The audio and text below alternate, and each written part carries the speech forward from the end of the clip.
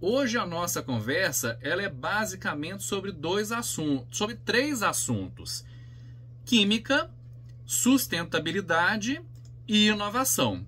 Eu sei que química é um assunto que normalmente as pessoas já estão acostumadas a trabalhar, a ouvir falar, principalmente nos cursos de graduação de química, engenharia química e farmácia. Sustentabilidade já começou-se a trabalhar agora, mas ainda é um assunto muito incipiente. E inovação, infelizmente, da forma como a gente gostaria que fosse tratado em todos os cursos Brasil afora, independente da instituição, a gente ainda precisa melhorar muito, a gente ainda precisa falar muito e trabalhar muito os conceitos de inovação. E essas coisas não estão desligadas, normalmente elas são inter ou transdisciplinares, elas trabalham de forma conjunta e dependem de pessoas com perfis que não são os nossos, normalmente são perfis complementares ao que a gente estuda normalmente. Por exemplo, se eu for trabalhar com inovação em química, minimamente eu vou ter que trazer para a minha equipe pessoas do direito, pessoas da economia, pessoas da administração, pessoas de alguma das engenharias, principalmente da engenharia de produção, e por aí vai, porque a gente precisa trabalhar de forma transdisciplinar esse assunto. Bom, eu falei um pouco a respeito aí da minha experiência no Rio Grande do Sul, que é a minha segunda casa, mas aí eu coloco, obviamente, aí na foto para vocês verem a minha primeira casa, que é Minas Gerais, que é Ouro Preto. Essa aí é uma foto do Centro Histórico de Ouro Preto. A universidade ela está um pouquinho escondidinha, ela não é tão bonita quanto as casas históricas, precisaria de trabalhar um pouquinho mais na arquitetura para poder adquirir esse estilo barroco rococó, mas fica aí o convite para quem quiser conhecer Ouro Preto e quiser conhecer a culinária de Ouro Preto. No cantinho da tela tem um QR Code aí, se alguém quiser fazer uma cópia, se alguém quiser escanear, esse QR Code ele leva para o meu site de professor. Eu fiquei um tempo afastado da universidade, como o professor Marcelo Mignoni disse, por causa das minhas atribuições de gestor de ciência e tecnologia na FAPEMIG. Então, o site de professor ele ficou, de certa forma, desatualizado, tanto nos conceitos da pesquisa quanto na parte da graduação e do ensino, mas eu já retomei, eu estou retornando para Ouro Preto agora, para a UFOP, porque eu já não sou mais, o meu mandato se encerrou lá na FAPEMIG, e então eu estou atualizando o meu site de professor. Então, muitas das informações relacionadas às disciplinas que eu dou, à pesquisa que eu faço, e algumas questões, como eu gosto de dizer e como eu falo bastante, relacionadas à inovação, à propriedade intelectual, às patentes em si, vocês podem encontrar no meu site e tem também o meu contato lá. Tem até alguns e-books gratuitos que vocês podem fazer requisição, que eu mando o livro, o PDF, para vocês poderem dar uma olhada. E, obviamente, depois vou perguntar também o que achou da qualidade, se vocês detectaram algum erro, né? O livro é gratuito. Em compensação, eu peço para que façam um retorno daquilo que vocês leram, né? Então tá aí. Hoje eu vou conversar um pouco a respeito do papel da química no desenvolvimento sustentável de inovações tecnológicas, que é basicamente uma área portadora de futuro, né? Eu acho que muita gente, talvez na graduação nem tanto, mas na pós-graduação um pouco mais, escuta falar a respeito do acrônimo PDI, que significa Pesquisa, Desenvolvimento e Inovação. E a gente tem muitos editais de fomento à pesquisa, basicamente. A gente fala muito na pesquisa e a gente faz com boa qualidade a pesquisa no Brasil, principalmente na área da química, da engenharia química como um todo. A gente faz bastante pesquisa, mas a parte do desenvolvimento ela já não é tão feita assim, eu vou explicar o porquê. E a parte da inovação, embora o Brasil faça, a gente está mais ou menos ali no número 50 no ranking mundial de inovação. Isso significa que a gente tem muito a melhorar. A maior parte das pesquisas que a gente faz, ela não chega ao setor empresarial, muito da qual a cultura que nós temos no Brasil não permite que a gente faça um diálogo profícuo entre as universidades, que eu vou chamar de ICTs, ou Instituições de Ciência e Tecnologia, e as empresas. Isso é o Brasil como um todo, pessoal. Do norte ao sul, de leste a oeste, é tudo muito parecido, tá? A gente tem excelentes exemplos, tem muitos bons exemplos mesmo, mas devido ao tamanho do Brasil e à qualidade que nós temos dos nossos cursos e daquilo que a gente produz de pesquisa, a gente pode fazer um pouquinho mais.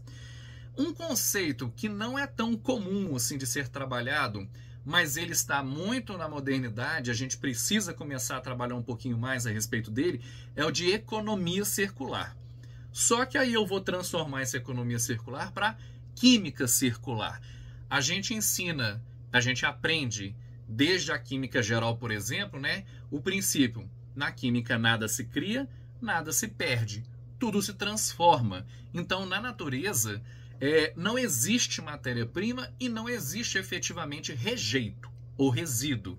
Aquilo pode ser um resíduo ou um rejeito para você, mas muito provavelmente ele pode ser a matéria-prima para um outro pesquisador, para uma outra empresa, para um outro setor empresarial. E o que a gente precisa aprender a fazer no século XXI é justamente conectar esses diferentes atores para o que uma empresa produz de rejeito ou de resíduo possa servir de matéria-prima para uma outra empresa. Eu tive um professor na graduação, ele já faleceu, ele se chamava Fernando Caraza, e ele trabalhava com produtos derivados do alcatrão. Basicamente, o que ele fazia, nas próprias palavras dele, né, ele pegava fumaça e fazia essa fumaça virar produtos químicos de alto valor agregado e com o sabor basicamente de bacon. Então ele trabalhava muito próximo desses salgadinhos que a gente conhece como esses baconzitos, esses salgadinhos da Elma Chips, produzindo flavorizantes a partir da fumaça das empresas que produziam carvão. E aí tem uma entrevista dele no YouTube, da sócia dele, falando que as pessoas normalmente gostam de, ou fazem, né, botam fogo no dinheiro para ver o dinheiro virar fumaça, e que no caso dele ele preferia fazer a fumaça virar dinheiro. Eu acho isso muito interessante porque mostra, na verdade, o que é o resíduo de uma empresa lá da indústria do carvão, era a matéria-prima da indústria dele. Então é isso que a gente vai trabalhar, a economia circular. E qual que é o nosso papel aqui na química? O que a gente está acostumado normalmente é trabalhar a química como ciência. E aí tem um conceito que eu não gosto muito, mas eu vou trabalhar um pouquinho dele aqui a respeito, é que é a pesquisa básica e a pesquisa aplicada. Tem algumas coisas que a gente fala até de forma inadequada, e eu vou retornar a esse assunto, mas o que eu gostaria de pontuar também em relação à sustentabilidade é o conceito de química verde, que não é tão novo assim, mas a gente ainda precisa passar a praticar efetivamente a química verde, principalmente no setor industrial. E a transição entre a química e a inovação, eu vou ter a tecnologia no meio do caminho. E a inovação, ela basicamente se dá, a inovação tecnológica, né, que eu vou focar a palestra de hoje, porque há outros tipos de inovação, e para quem tiver curiosidade, pode procurar no Manual de Oslo, que é publicado pela Organização para a Cooperação do Desenvolvimento Econômico, a OCDE, e lá vai falar quais são os tipos de inovação. Dentro deles, o de tecnologia, eu vou focar em 3 tipos. A produção de novos produtos, a efetiva produção desses produtos, ou o processo de obtenção desses produtos, e o uso desses produtos. E aí, quando pelo menos um desses 3 chega à sociedade de forma efetiva, eu vou ter então a inovação. Se eu não coloco aquilo que eu estou produzindo para a sociedade, se eu não disponibilizo para a sociedade, eu tenho um projeto de desenvolvimento e não efetivamente a inovação. Então, num caminho, eu tenho a pesquisa, o P, que eu apresentei aqui na química. No meio do caminho, eu tenho o desenvolvimento dessa ciência para algo aplicado pelo setor industrial, pelo setor empresarial, que é o desenvolvimento tecnológico. E eu tenho, do outro lado, aquilo que eu estou produzindo, o que eu estou propondo, chegando na sociedade, que é a inovação, efetivamente falando, né? Então, avançando aqui, Eu vou falar um pouquinho sobre ciência básica e ciência aplicada, que eu acho que o termo é muito mal utilizado normalmente, principalmente por aqueles que têm uma visão de curto ou curtíssimo prazo, achando que temos que fazer apenas a tal da ciência aplicada, que a ciência básica não serve de nada. Eu não tenho, na verdade, como desconectar essas duas coisas. E o professor, obviamente, gosta de artigo científico, então eu coloco uma referência aqui para quem tiver a curiosidade de verificar, que é o problema do progresso e a ciência pura. Esse artigo mostra, basicamente, que tem mais ou menos 200 anos que o termo ciência aplicada foi criada e que tem 200 anos que a gente perde tempo tentando classificar uma coisa dentro da ciência aplicada e outra dentro da ciência básica, o que não faz sentido nenhum. Até porque o termo, originalmente, quando ele apareceu, ele não tinha o sentido que a gente utiliza hoje.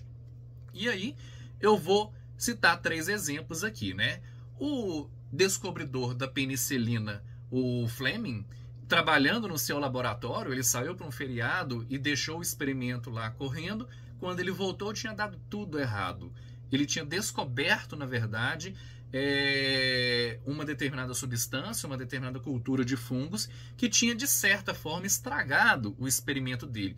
Só que como ele foi muito perspicaz e muito sábio, ao invés dele lavar tudo e jogar fora o experimento, ele resolveu estudar aquilo que aconteceu. Então, a partir daí, começou-se o desenvolvimento da penicilina.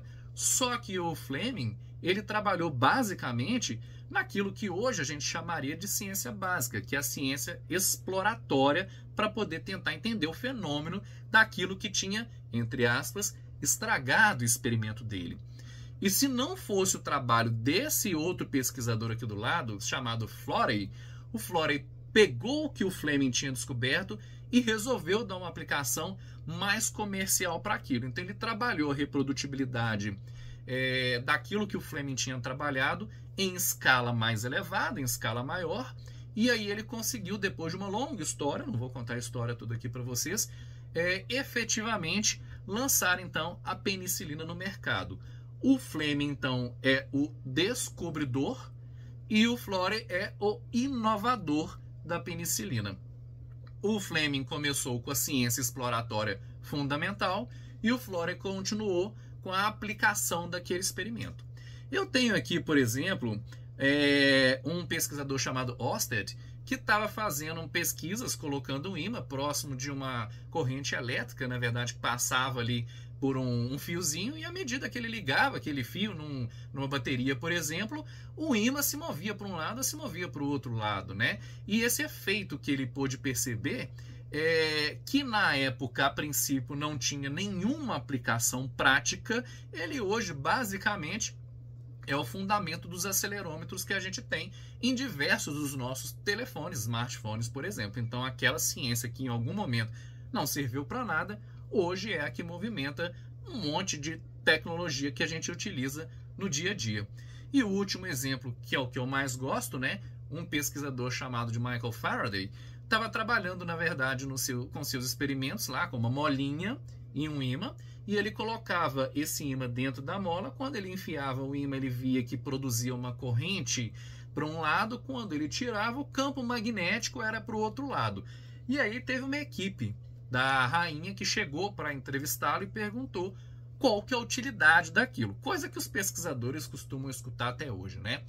E o Faraday foi muito sábio, porque ele disse qual que é a utilidade de uma criança que acaba de nascer. Ou seja, naquele momento ele trabalhava com a ciência exploratória, mas é a ciência que fundamentou basicamente todo o desenvolvimento dos nossos motores elétricos que a gente utiliza hoje, vamos continuar usando durante mais muitos e muitos anos.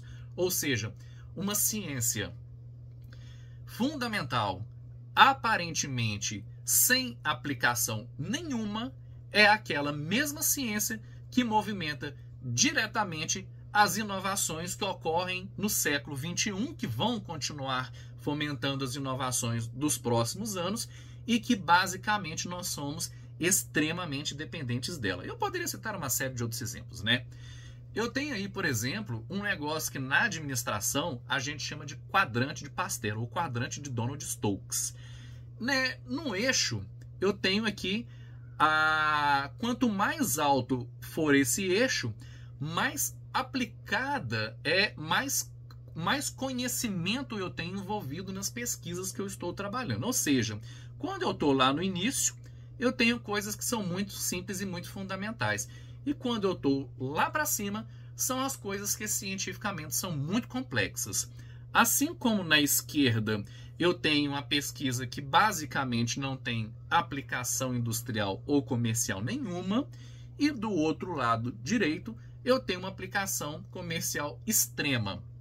E o que o Donald Stokes fez foi colocar nesses quadrantes aí pesquisadores e as suas respectivas pesquisas para a gente poder tentar entender um pouquinho a respeito dessa dicotomia da pesquisa básica e da pesquisa aplicada. Então eu tenho aqui o Niels Bohr, acho que todos vocês conhecem, né?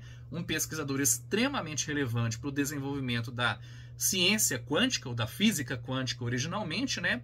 Que quando foi trabalhada, basicamente tinha uma quantidade de conhecimento absurdamente elevada, mas uma aplicação industrial, principalmente em larga escala, praticamente nula.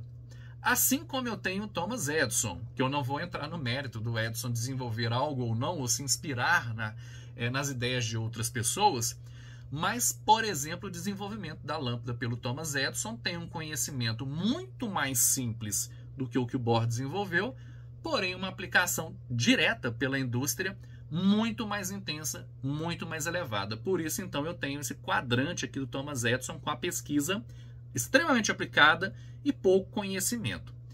E, por outro lado, eu tenho aqui o sonho de todo pesquisador, que é estar no quadrante de Pasteur. A quantidade de conhecimento, principalmente em biotecnologia, que Pasteur tinha, era extremamente avançado e, por outro lado, uma aplicação industrial que ele desenvolveu, principalmente na base da fermentação e na base da produção das bebidas atuais que a gente trabalha. A gente poderia falar assim, não existiria cerveja como nós bebemos hoje se não fosse, por exemplo, por Pasteur e a tal conhecida pasteurização, né? Ou seja, muito conhecimento e muita aplicação industrial. Então, quando essa teoria aqui do quadrante de Donald Stokes ou o quadrante de Pasteur foi desenvolvido, colocou-se esses pesquisadores em cada um dos quadrantes e trabalhou-se então o que seria a tal da pesquisa básica e da pesquisa aplicada. Só que no mundo mais moderno, o Bohr já não está mais feliz ali na pesquisa pura e o Bohr se deslocou quase que por consequência para a ciência aplicada, porque hoje nós temos um negócio chamado tecnologias quânticas. Então, até aquela ciência fundamental do pessoal que desenvolveu a física quântica e a química quântica, já não posso mais falar que é uma pesquisa tão fundamental assim. Ela é fundamental, mas ela também é aplicada. Nós temos hoje transistores, semicondutores e nanotecnologias que dependem diretamente daquilo que foi desenvolvido pelo pessoal da física quântica e vide a computação quântica que já está chegando para a gente. Então, nós temos uma coisa mais moderna para poder falar o que é ciência aplicada, o que é ciência básica, e no final das contas, não vale a pena ficar discutindo isso, e ciência é ciência. Qual que é a definição, por exemplo, então, de tecnologia? Segundo o dicionário Oxford, eu fui lá olhar, né? A tecnologia é justamente a aplicação do conhecimento científico para propósitos práticos, especialmente na indústria. E inclui, por exemplo, habilidades, métodos e processos para a gente atingir esses objetivos, incluindo, então, o uso de equipamentos, ferramentas e de sistemas para que a gente possa efetivamente conseguir chegar à resposta do problema que eu originalmente estou estudando. E a inovação tecnológica? Existe uma lei brasileira, na verdade existem duas leis brasileiras, a primeira de 2004 e a segunda de 2013, só que a definição de 2004 já era o suficiente para a gente entender, então, o que é inovação tecnológica.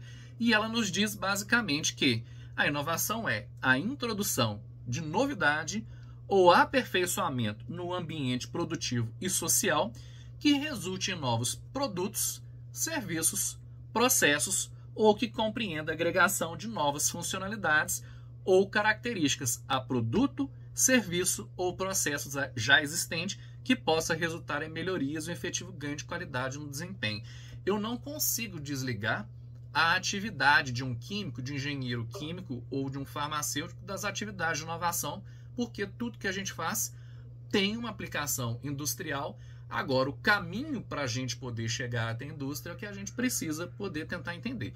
Então tá aí, como eu disse, né, o manual de Oslo, se alguém tiver curiosidade depois para poder analisar, é gratuito, é só fazer o download lá no site da OCDE e lá vai estar a descrição com muito mais detalhes a respeito do que é inovação, de outros processos de inovação, outros tipos de inovação também. Uma das questões da inovação também é novidade. Nem toda novidade é uma inovação, mas toda inovação precisa de ter novidade. Agora, não basta ser novo, tem que ser útil. Dentro da química, isso aqui é meio mais óbvio, mas quem trabalha com inovação tecnológica trabalha com uma gama de coisas muito grandes e muitas delas não necessariamente são tão úteis assim. Então acabam não tendo mercado e não se tornando inovação. Então tem uma brincadeira feita aqui por uma designer, né? Está publicada no site dela e tem vários exemplos que ela mostrou de coisas que são novas, mas não têm utilidade. Então a chance disso tornar inovação é muito baixa, salvo se for objeto de decoração da sua casa e você gostar de coisas diferentes e coisas esquisitas, né? Mas objetos funcionais certamente nunca chegarão a ser. Então, a gente tem sempre que ter esse contexto na nossa cabeça quando a gente estiver trabalhando com pesquisa. O que eu estou fazendo tem utilidade? Para quem tem utilidade? Para qual setor industrial e quando? E aí, dentro da química, já entrando no conceito da sustentabilidade, eu falei um pouquinho de inovação, agora eu vou falar da sustentabilidade, depois eu ligo tudo, né? Os princípios da química verde, que talvez vocês já devem ter ouvido falar aí nas aulas, até com o próprio professor Marcelo também, ou com algum outro professor, mas que são coisas que precisam ser repetidas várias e várias vezes para que a gente possa efetivamente começar a executar e cumprir com os critérios de prevenção, economia de átomos. Aí a profissão do futuro vai ser o engenheiro de átomos que possa fazer o design adequado das moléculas gastando o mínimo possível, né?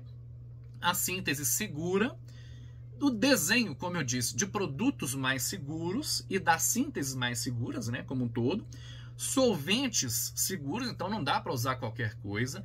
Eu já fui em diversas defesas, tanto de mestrado quanto doutorado, em que o estudante estava trabalhando, por exemplo, com sistemas controlados de liberação de fármacos, tentando simular como que aquilo que era impregnado numa matriz ia ser liberado ao longo do tempo.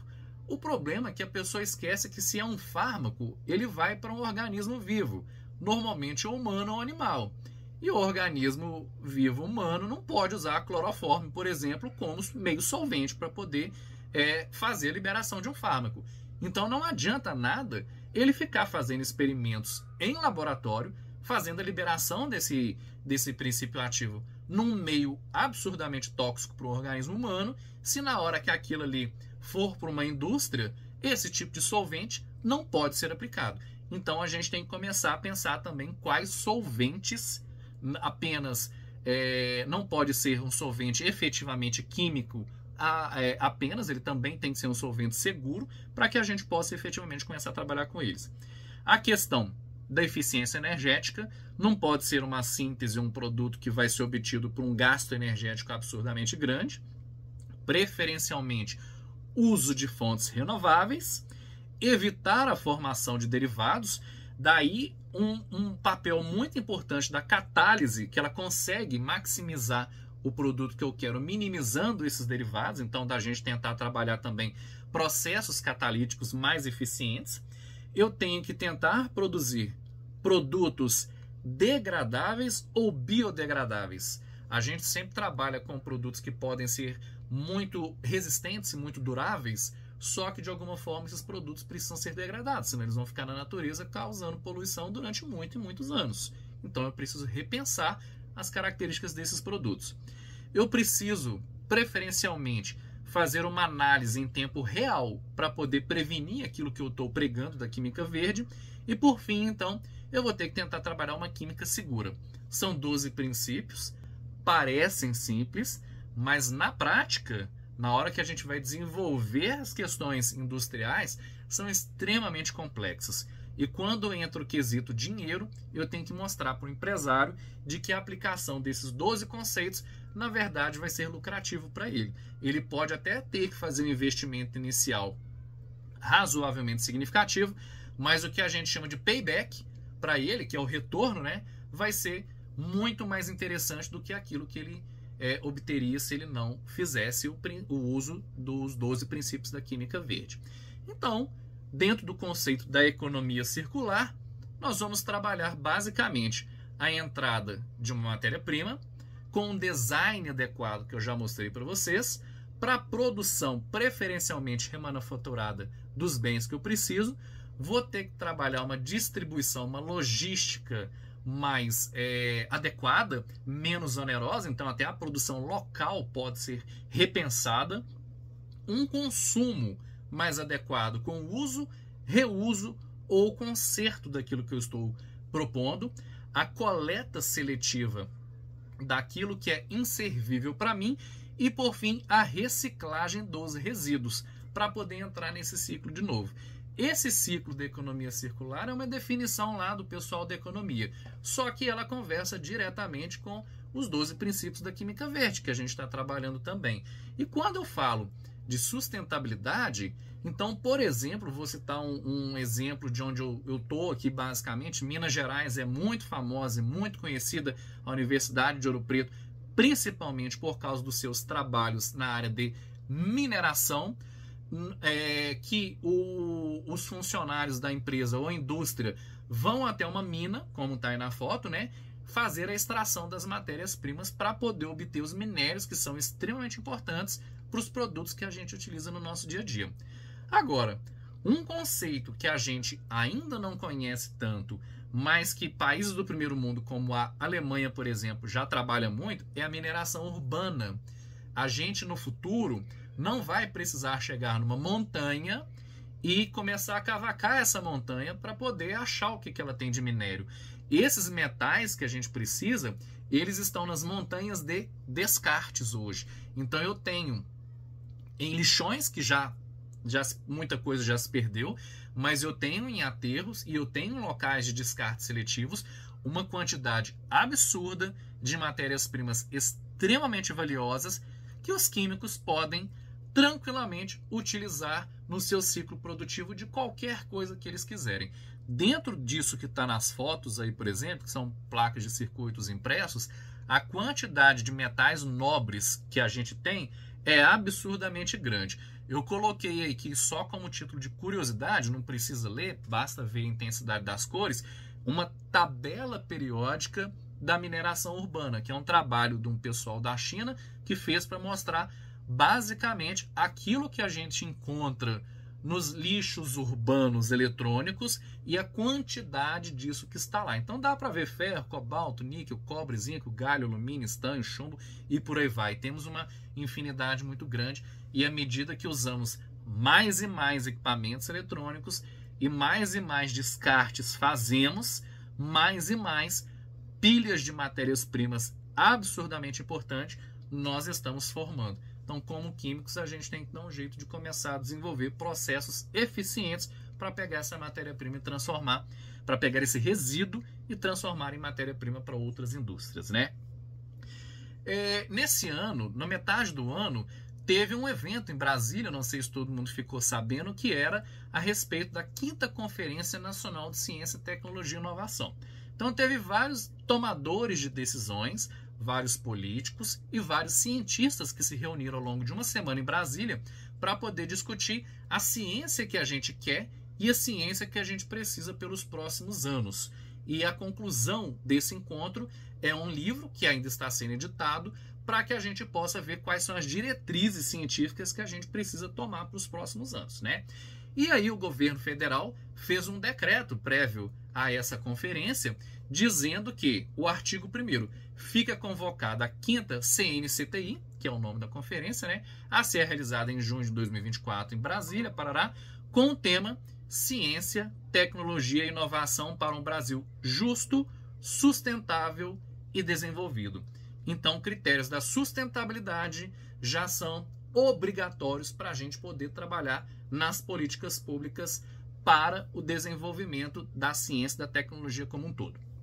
Eu fiz uma cópia dos Objetivos do Desenvolvimento Sustentável que foram estabelecidos pela ONU, originalmente pela ONU, e a gente trabalha muito em cima deles, e eu tenho muita dificuldade de ver, por exemplo, a química desligada desses objetivos, porque tudo que a gente faz basicamente vai ter uma aplicação direta ou indireta nesses 17 objetivos. Por exemplo, a erradicação da pobreza, fome zero, boa saúde e bem-estar, educação de qualidade, igualdade de gênero, água limpa e saneamento, energia acessível e limpa, emprego digno e crescimento econômico, indústria, inovação e infraestrutura, redução das desigualdades, cidades e comunidades sustentáveis, consumo e produção responsáveis, combate às alterações climáticas, a vida debaixo d'água, a vida sobre a terra, paz, justiça e instituições fortes e parcerias em prol das metas.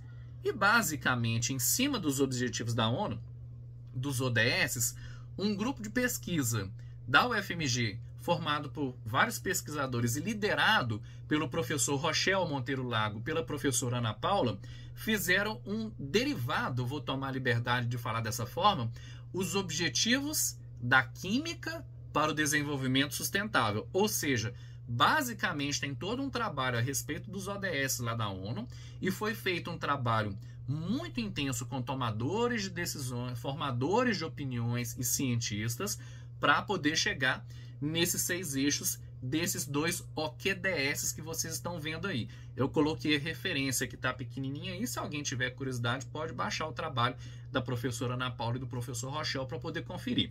E o que eles dizem basicamente é que o OQDS 1 já está sendo trabalhado inclusive na SBQ, é promover a sustentabilidade através da química na educação básica.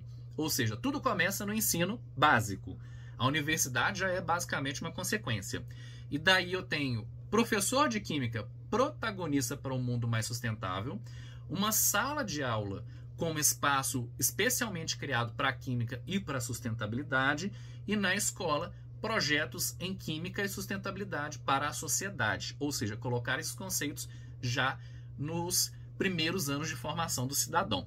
E o OQDS 2, promover a sustentabilidade através da ciência, tecnologia e inovação em química, na indústria e na universidade.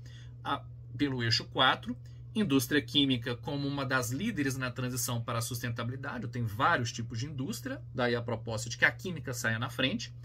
A interação entre a universidade, indústria e a sociedade, o que a gente chama de hélice quádrupla, para os avanços em química e sustentabilidade, e o eixo 6, que é a formação de uma nova geração de químicos para a sustentabilidade. Então, vocês já fazem parte dessa nova geração, porque já estão trabalhando em cima dessas questões relacionadas à sustentabilidade, coisa que a minha geração, por exemplo, basicamente não trabalhou.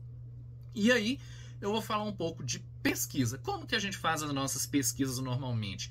Um dos eixos que a universidade moderna, principalmente a universidade brasileira, precisa, inclusive por lei, trabalhar, são as pesquisas extensionistas, que são aquelas que afetam ou que trabalham diretamente com a comunidade como um todo. E com a pesquisa extensionista, eu consigo então fazer a geração de inovações sobre uma perspectiva dos problemas da sociedade que às vezes eu não pensava originalmente, e eu posso então começar a trabalhar com a extensão inovadora, que já é algo previsto inclusive por lei, onde eu misturo os trabalhos de extensão com a inovação tecnológica para fazer extensão inovadora, para fazer o desenvolvimento tecnológico, social e que também pode ter impacto ambiental, econômico e em outras áreas também. Na química e nas engenharias, quando a gente vai para o laboratório, a gente basicamente trabalha com o método científico cartesiano. Método científico é todo aquele rigor que a gente tem para poder fazer a pesquisa e saber se aquela pesquisa é reprodutível e está adequada. Ou seja, se eu for tentar repetir aquele experimento anos depois sobre em outra região geográfica, por exemplo, com outros pesquisadores, eu preciso obter os mesmos resultados. Então eu sigo um determinado rigor que a gente chama de método científico. Agora, a pesquisa extensionista, ela além do método científico, o método cartesiano que a gente já está acostumado a fazer e que os laboratórios de química desde a graduação começam a trabalhar na iniciação científica, a gente tem outros métodos de pesquisa que nós vamos ter que começar a aprender a fazer. Por exemplo, eu trago um aqui, que é o método da pesquisa-ação. São pesquisas translacionais em química, onde o pesquisador influencia o ambiente em que ele está fazendo a pesquisa. Basicamente, a pesquisação envolve muita pesquisa com pessoas também, como parte do meu projeto de pesquisa, além das vidrarias, das moléculas que normalmente nós trabalhávamos quando trabalhávamos única e exclusivamente com química. E um outro conceito que foi desenvolvido, na verdade, por uma pesquisadora chamada Mariana Mazzucato, uma italiana que trabalha na Inglaterra, muito famosa, é a inovação orientada pela missão. E a inovação orientada a ou pela missão, basicamente surgiu com o projeto Vou Colocar o Homem na Lua. O presidente disse, preciso colocar o homem na Lua e trazê-lo em segurança. E aí os cientistas, ele deu o ponto de partida e o ponto final. Ponto de partida, estamos aqui começando a discussão. Ponto final, o homem tem que ir à Lua e voltar. E para os cientistas, restou então trabalhar todo o meio do caminho para descobrir como levar o homem à Lua e como trazê-lo de volta. Esse é o exemplo original da primeira missão, que a gente diria que foi a que orientou pesquisas. A gente tem outros exemplos também. A gente poderia, por exemplo, começar a trabalhar mais em inovações orientadas por missões. E aí a tradução livre do que está na definição da OCDE são abordagens de curto prazo, isoladas de uma única parte interessada, não são mais suficientes para enfrentar os desafios sistêmicos da sociedade moderna. Políticas governamentais, práticas de inovação orientadas para a missão apoiam a ação direcionada para alcançar metas mais ambiciosas. Então, se a gente colocar uma meta assim, precisamos reduzir em X% a emissão de carbono nos próximos tantos anos. É uma pesquisa orientada por missão. Resta agora os cientistas começarem a trabalhar o meio do caminho para a gente ver como que nós vamos conseguir reduzir efetivamente e chegar nessa meta ao longo de X anos. Agora, a pesquisa orientada pela missão, ela é muito importante, mas ela não é a única. Eu não posso ignorar também a pesquisa orientada pela curiosidade, que nos leva, às vezes, a caminhos que eu não estava planejando originalmente e que têm resultados que são absurdamente importantes. E para a pesquisa orientada pela curiosidade, eu vou chamar a atenção para algumas habilidades que às vezes a gente não presta muito atenção, principalmente nos cursos de graduação e também de pós-graduação, mas que no mundo corporativo são muito importantes, para as nossas redes de relacionamento, ou as redes sociais que a gente constrói ao longo dos anos. Essas redes, por exemplo, que vão fomentar as parcerias, os projetos em conjunto e aqueles momentos distraídos que a gente vai estar simplesmente se divertindo ou pensando em coisas completamente distintas do nosso trabalho, mas que vem uma ideia, vem um insight, e aí a gente coloca aquilo em prática e chega a grandes resultados. Na química nós temos um monte de exemplos. Eu poderia citar um deles que eu acho super legal, que é o descobrimento da estrutura do benzeno, que o pesquisador estava simplesmente cochilando em frente à lareira quando ele sonhou com serpentes que rodopiavam e normalmente mordiam a própria cauda, que é o símbolo da alquimia, né, Ouroboros, e a partir daí é que ele teve um insight então de qual que deveria ser basicamente a estrutura do benzeno. Essa história é muito legal, ela está descrita em vários livros de química, vários livros de história também. Particularmente um que eu recomendo é O Sonho de Mendeleev, que eu acho muito legal para vocês poderem conhecer e lerem nas horas de distração de vocês, né? Quais são basicamente os desafios da química sustentável para o século XXI? Nós precisamos de química e energia sustentável, produção e armazenamento, química e alimentação sustentável. A química tem um papel absurdamente importante na agricultura também, principalmente na produção dos insumos. A segurança alimentar, a produção e a conservação e o armazenamento são fundamentalmente dependentes daquilo que a gente desenvolve na química e na biotecnologia. Química e água de forma sustentável, redução na emissão de contaminantes, o tratamento e a purificação da água. Acho que o Rio Grande do Sul viu pessoalmente o quão importante é ter a água tratada e conseguiu se realizar muitas das coisas com que o Rio Grande do Sul fez no tempo que fez, baseada nas tecnologias que desenvolvemos em algum momento do nosso trabalho. Se a gente não tivesse desenvolvido nada, a gente não teria como fazer o tratamento dos esgotos, o tratamento da água, que infelizmente assolou muitas das regiões do território gaúcho por um bom tempo. Materiais sustentáveis e reciclagem, produção e reciclagem de materiais acessórios para outras tecnologias, as mudanças climáticas, captura de carbono, redução das emissões dos gases do efeito estufa, que a gente chama de greenhouse gases, desafios e barreiras para a adoção de práticas e novas regulamentações que atendam os critérios de uma química mais sustentável, impactos ambientais da química tradicional, a necessidade das mudanças na abordagem da química, muito naquilo que eu comentei anteriormente, a aplicação dos 12 princípios da química verde, o desenvolvimento de design atômico, eficiência atômica, catalisadores verdes e a redução de resíduos subprodutos, assim como a reciclagem de polímeros, criação de polímeros biodegradáveis, materiais à base de biomassa e tecnologias de reciclagem na indústria química de tudo aquilo que a gente produz normalmente. Energias renováveis, desenvolvimento de novos materiais para energia solar, para o armazenamento de energia e para as baterias mais avançadas tecnologicamente falando. Tratamento de água e gestão de resíduos, como eu já tinha falado, né? Reduzir e gerenciar resíduos químicos, estudo de casos de empresas e iniciativas líderes e sustentabilidade, projetos inovadores em química sustentável, uma educação e conscientização, tanto dos pesquisadores, quanto dos formadores de opinião, quanto da sociedade como um todo, para a importância da educação ambiental na formação, eu coloquei aqui de profissionais da química, mas é na formação de todos os profissionais, seja do direito, da economia, seja o pedreiro, seja o porteiro ou de todo mundo. E o envolvimento dessa comunidade para a promoção de mais sustentabilidade. Perspectivas de uma química sustentável como papel para o desenvolvimento na solução dos desafios ambientais.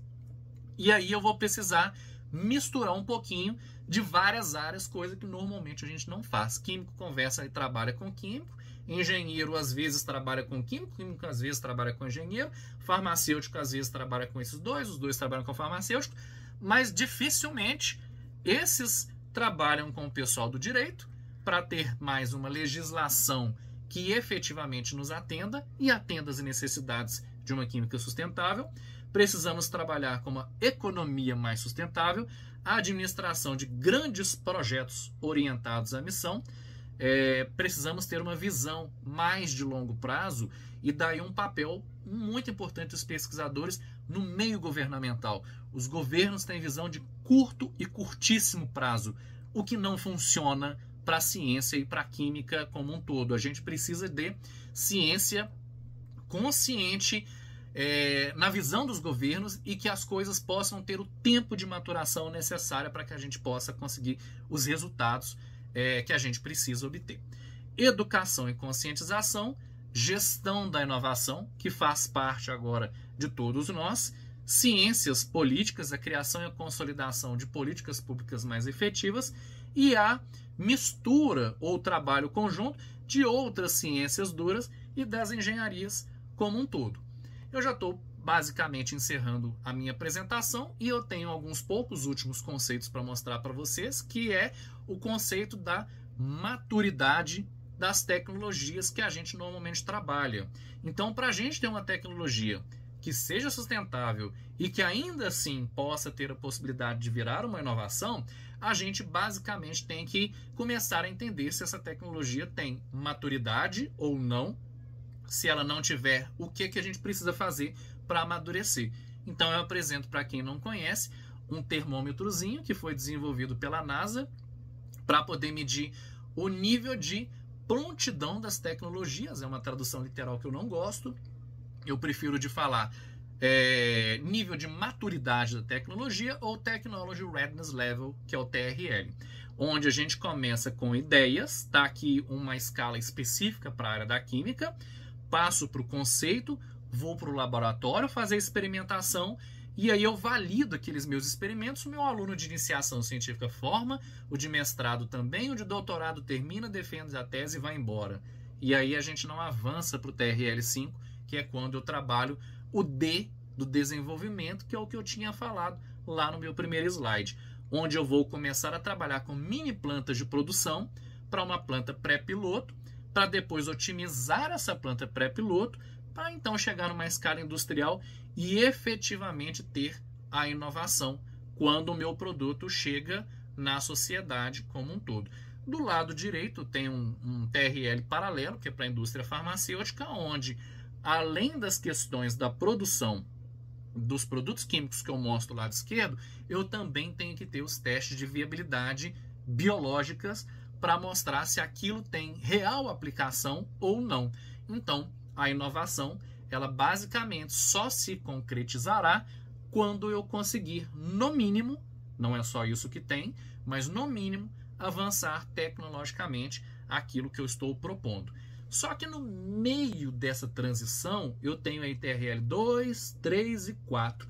No meio do 4 para o 5, eu tenho um salto que a academia e a universidade normalmente tem dificuldade de fazer, que é quando aquela ciência debancada, ela começa a entrar no nível de ciência de planta piloto, coisa que é muito raro, existe, mas é muito raro da gente trabalhar nas universidades brasileiras, nas universidades de uma forma geral, mundo afora, mas basicamente nas universidades brasileiras, onde eu tenho pouquíssimas plantas pré-piloto. E não é apenas uma questão de engenharia. Aí os engenheiros que fazem essas plantas precisam também conversar com o pessoal da parte econômica para fazer aquilo que a gente chama de EVTE, EVTCIA, que é o Estudo de Viabilidade Técnica, Econômica, de Impacto Ambiental e hoje também social, para ver se aquilo faz sentido eu continuar avançando para o TRL5 ou se eu aborto a minha pesquisa e a minha pesquisa vai desabar naquilo que a gente chama de Vale da Morte. O Vale da Morte, então, é o local onde eu tenho muitas ideias, muitas tecnologias que não conseguiram amadurecer por N razões diferentes. O problema é que normalmente eu abordo a inovação apenas com T de tecnologia, sendo que inovação precisa, além de tecnologia, propriedade intelectual, conhecimento da propriedade intelectual, business, negócios, clientes, financiamento e o time adequado. Então vocês vão ver aí ao longo da formação de vocês ou ao longo do tempo, né, muita gente falando muita coisa sobre TRL, que é fundamental falar realmente, mas saibam que o T não é um único eixo necessário para a gente ter a inovação efetiva. Eu tenho basicamente 6 termômetros que se convergem para a escala da inovação. E o 7º, que ele está transversal aí, que ele já foi colocado, é o termômetro justamente da sustentabilidade. E informações a respeito desses termômetros podem ser encontradas na Universidade KTH da Suécia, ela fica em Estocolmo, que é uma universidade que desenvolveu esse conceito no intuito de nos informar melhor aquilo que a gente precisa desenvolver para fazer uma ciência mais efetiva e preferencialmente sustentável. Como que normalmente a gente pensava que a inovação ocorria? Eu tenho lá a pesquisa no meu laboratório, aí eu faço uma pesquisa direcionada à necessidade do cliente, eu transfiro a tecnologia, eu exploro comercialmente essa tecnologia e eu tenho então a empresa pagando royalties para mim mesmo. Os pesquisadores que conseguem fazer o licenciamento das tecnologias, por lei, têm o direito de receber royalties. A USP tem um exemplo de um medicamento desenvolvido lá, que é uma das maiores fontes de royalties da USP, que é o desenvolvimento do medicamento Vonal. E eu trabalhei com um professor, guardem bem esse nome, Robert Langer, nos Estados Unidos. O Langer é um dos criadores de uma das empresas que desenvolveu uma das vacinas da Covid. A empresa chama Moderna. O Langer tem um monte de tecnologias, um monte de patentes licenciadas, Antes da Covid, por causa disso, ele era milionário e depois da Covid ele passou a ser bilionário, principalmente por causa da vacina da Moderna. Então é um exemplo bem sucedido daquilo que a gente pode mirar. Claro que é um exemplo que está bem alto mesmo, mas é um exemplo para nos inspirar. Qual que é o grande problema? A inovação não ocorre de modo linear. Ele tem um modo não linear, não é caótico, ele é bem organizado, mas ele é complexo. Às vezes até mais complexo do que esse slide que eu mostrei aí. Além daquele caminho do 1, 2, 3, 4, 5, como está no slide, eu tenho no meio do caminho o envolvimento das ICTs, que são as universidades, institutos federais ou centros de pesquisa, núcleos de inovação tecnológica, ambientes promotores de inovação e empresas. E o relacionamento entre esses vários atores, ele vai e volta várias vezes, e às vezes ele não passa ICT, núcleo de inovação, ambiente, empresa. Às vezes ele passa direto e volta várias vezes. Então eu trouxe de forma simplificada um conceito da inovação não linear que a gente precisa começar a entender para poder ver efetivamente como que a gente faz a inovação. E aí só um exemplo, né, que eu achei na internet essa foto bem ilustrativa a respeito do TRL, não se esqueçam que há outros, né, em que mostra basicamente onde que normalmente ocorre a transferência da tecnologia, onde tem um laboratório, protótipo de engenharia industrial, o êxito do produto, o vale da morte, e o êxito do negócio e o produto bem sucedido. Ou seja, ele mostrou um monte daqueles conceitos que eu mostrei, só que numa única figura.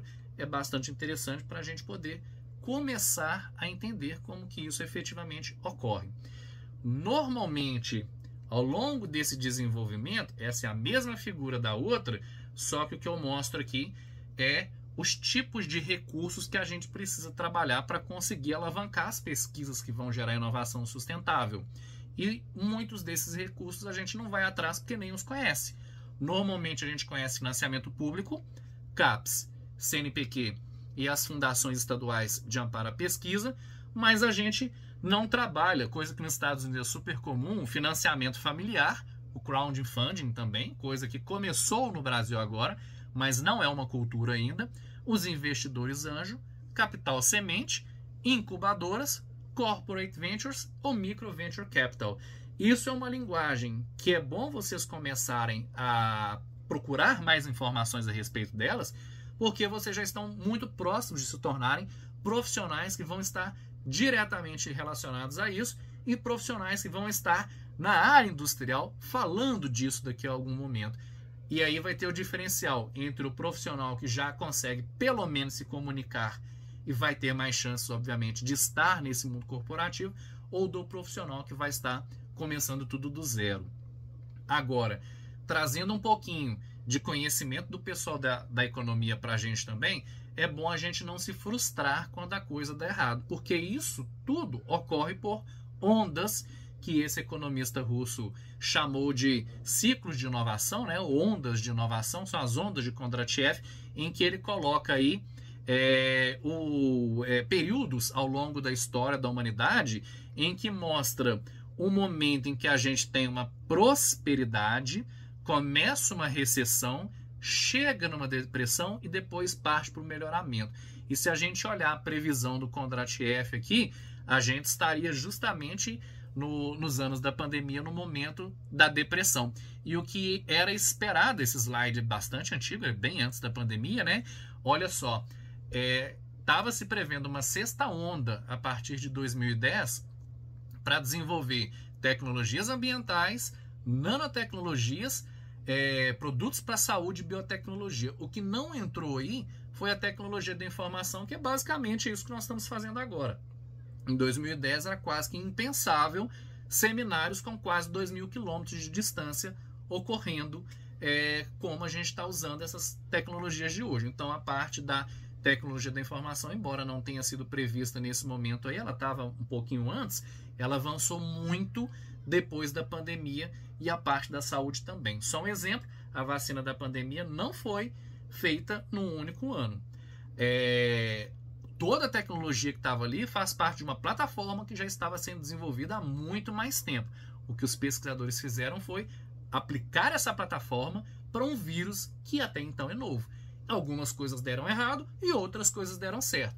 Por isso, então, essa sagacidade foi possível de fazer uma vacina em tempo recorde.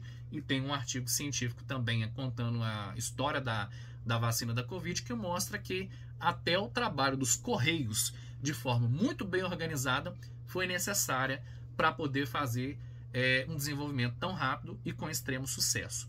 E aí, já encerrando a minha apresentação, um livro que eu recomendo a todos lerem, que é A Estratégia do Oceano Azul. Isso foi feito originalmente pensando em mercados, mas eu digo que a estratégia do Oceano Azul ela precisa ser impregnada até na formação dos nossos alunos de graduação e pós-graduação. Por quê? Quando eu trabalho com a minha vocação, e aí eu vou falar, por exemplo, Minas Gerais, a vocação de Minas é a mineração. Só que o minério está se encerrando daqui a algum tempo, eu não vou ter mais minério como eu tenho hoje.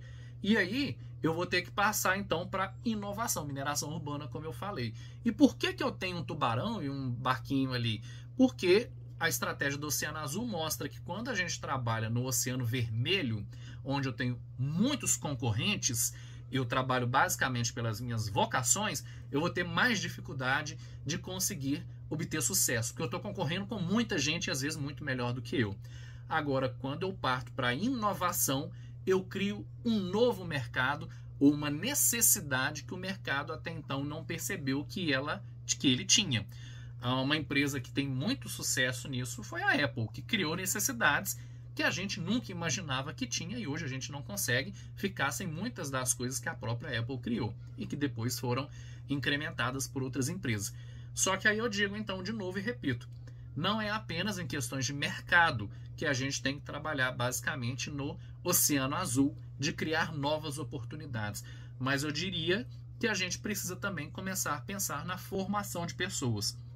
A maior parte das coisas que eu consegui na minha vida e que eu desempenhei foi justamente por ter fugido desse oceano vermelho, da minha vocação, e tentar trabalhar num nicho muito distinto daquilo que os meus colegas já trabalhavam.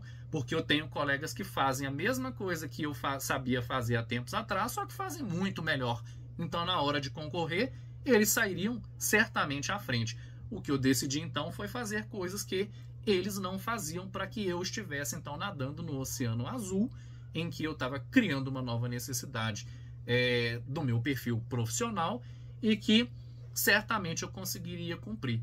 Então, muito do que eu fiz foi graças a utilizar essa estratégia que eu tirei lá da parte econômica, que também é usada para a parte tecnológica, e coloquei basicamente na formação de pessoas. Então fica o meu recado final para todo mundo, para que a gente possa tentar trabalhar uma química mais sustentável para gerar inovações, e isso que eu falei só vai e será possível de fazer quando efetivamente a gente conseguir juntar uma palavrinha que, embora simples na teoria, é difícil de fazer na prática, que é a transdisciplinaridade. Eu encerro então a minha apresentação, vou parar de compartilhar a tela agora e fico à disposição para poder resolver dúvidas caso alguém queira conversar e tiver tempo, né, para conversar a respeito de qualquer coisa que vocês possam querer saber ou tenham interesse.